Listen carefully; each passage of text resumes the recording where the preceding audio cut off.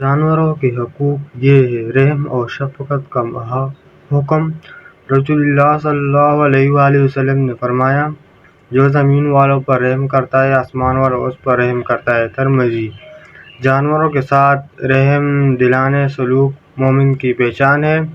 ان کا حق زندگی۔ اسلام میں کسی بھی جانور کو بلا وجہ مارنا یا اس کی جان کو خطرے میں ڈالنا حرام ہے۔ جو شخص کسی چڑیا یا اس کے بڑے پرندے کو ناحق قتل کرے گا، قیامت کے دن وہ پرندہ اللہ کے حضور شکایت کرے گا۔ مسند احمد۔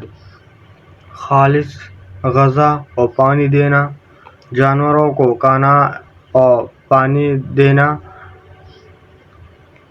اور ایک حدیث میں ہے، ایک عورت جہنم میں اس لیے گئی کہ اس نے ایک بلی کو قتل کر کے بھوکا مار